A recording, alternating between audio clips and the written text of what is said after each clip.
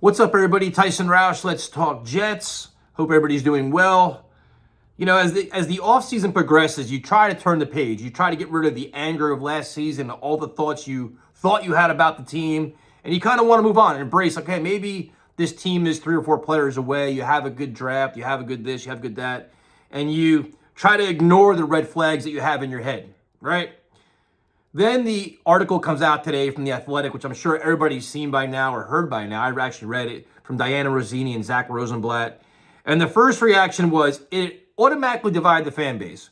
There's one part of the fan base that is just like, you know, the Jets are going to go 17-0 with Aaron Rodgers. You can't believe what the media says. There's another part of the fan base that says, dude, this is all true. This team's a circus, a dumpster fire. I hate everybody. And the way I look at it is, you know, right now, this time of year, you know, everybody's looking for stories. Everybody's looking for leaks. Everybody's looking for anything to get clicks, likes, subscribers. But when you have a team that hasn't made the playoff in 13 years, when you have a team that arrogantly went into the offseason saying we're running it back with everybody, when you start firing coaches or replacing coaches and making moves, stories are going to come out. So the story comes out, and, you know, I think there's some truth. I think there's some, you know, things that probably aren't true or probably exaggerated. But I didn't need an article to tell me how dysfunctional this organization is. I think based on what we saw with our own eyes throughout this season on and off the field, we had a pretty good feeling this was going on. This kind of confirmed the fact in many eyes. So the first thing, it's just funny that it was released on Saleh's birthday, which was just like the ultimate just like dagger. So whoever's trying to get Saleh, this is well planned.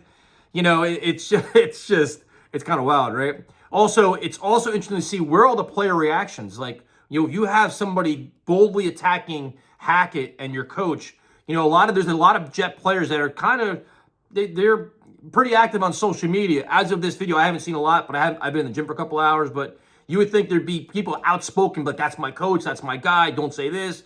You know, if anything, they've also hinted towards things. So the one thing that stuck out to me the most, you know, the offense, as we all know, is historically bad. And week in and week out, we broke down the games like, you know what? Where are the in-game adjustments? Where are the post-game adjustments, roster adjustments, all these different things. And then you hear about the attention to detail was lacking with Hackett. And that drives you crazy. But then it also kind of, if you think back to things that Garrett Wilson was saying in press conferences, Breece Hall, you know, you saw the offensive linemen all kind of taking shots at Carter, where it's like, the coaching was, you know, as the season played out, if things were going the wrong way, they were all taking shots at the coaching staff. And when you hear attention to detail, that drives you crazy. That's pre-snap penalties. That's blown assignments on the offensive line. All these things, which is what we saw all year long. And that's inexcusable.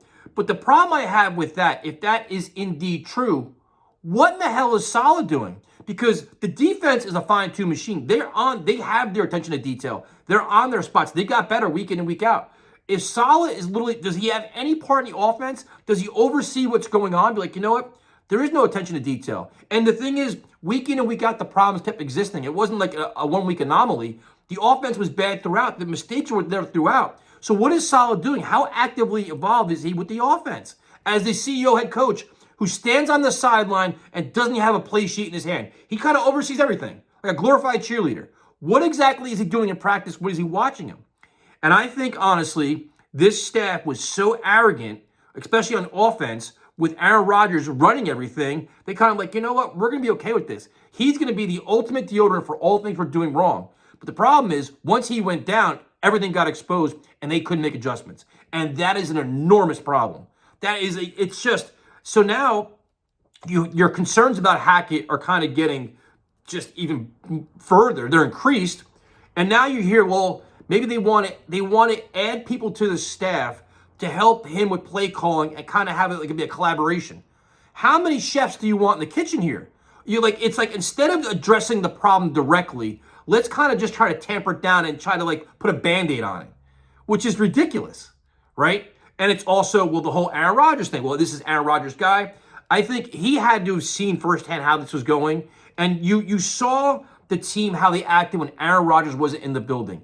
They were having meltdowns on the sideline. They're having all these different problems. They needed Rodgers to come back in California to kind of get everybody back together. That is an indictment on leadership on the coaching staff, how Saleh and Hackett, everybody handles things. And it's an alarming problem. So how do you fix it? I don't know. Because They continue to say they're going to run it back, but now you got to figure Woody Johnson's got to be like, what in the hell is going on here? I think the Jets like to keep everything in house and act like everything is fine. It's like they're like that GIF on Twitter or X, whatever it's called these days, with the dog sitting around the fire like everything is fine. The Jets like to portray that everything is fine and behind the scenes address things.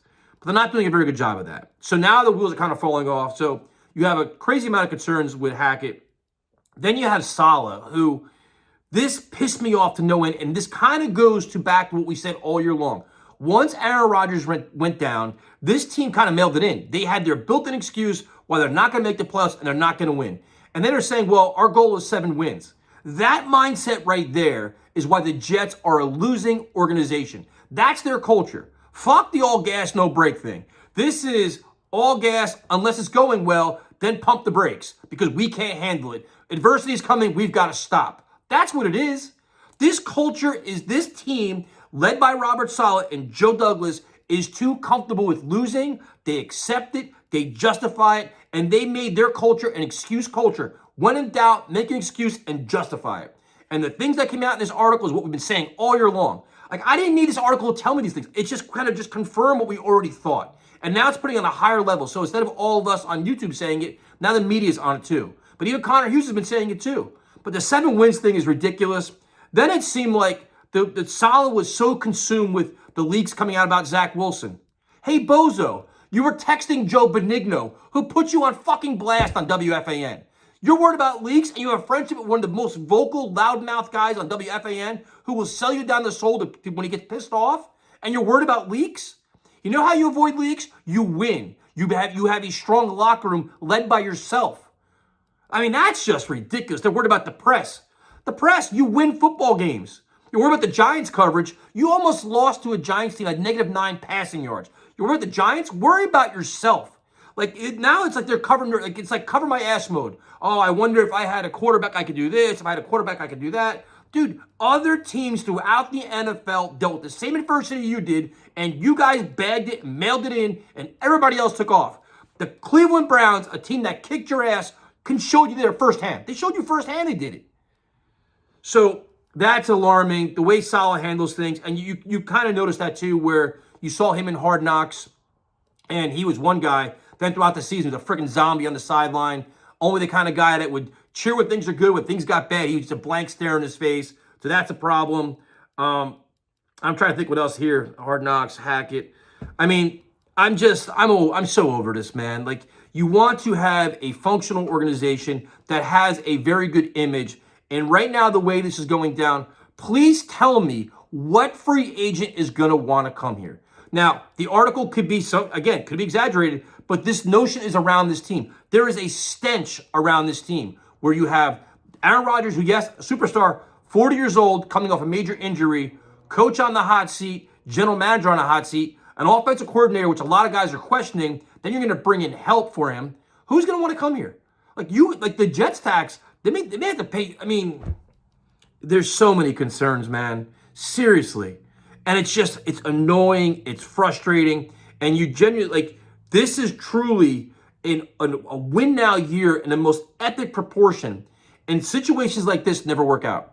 I honestly will keep saying this. And I hate being this fan. And I know I get a lot of shit for this. And if you don't want to follow my videos anymore, I don't care. The way this team is currently being run right now, in desperation, in chaos, in dysfunction, in a win now year, I think at this point you're only delaying the inevitable, where this staff's going to go next year. I don't see how this is going to work out. Because when the going gets tough, this team gets going in the wrong direction. The players are clearly unhappy with the way things are going on offense. And if you're going to try out the same thing, Aaron Rodgers can only do so much. So we'll see what happens. But this was really disappointing because it's like, man, there's a lot of leaks now, and it's going to get ugly. And now this whole Jet circus is back in town because nobody's going to let this go. Nobody's going to let this go as long as Hackett's here and Saleh keeps doing this stuff. It's not going to change. Like, what do you need as a Jet fan to say things have changed? Like, you're going to say, okay, go in the free agency and make 2 big splash signings. Would that change your mind? Like, what would make you feel comfortable about this organization? That's what I'd like to know.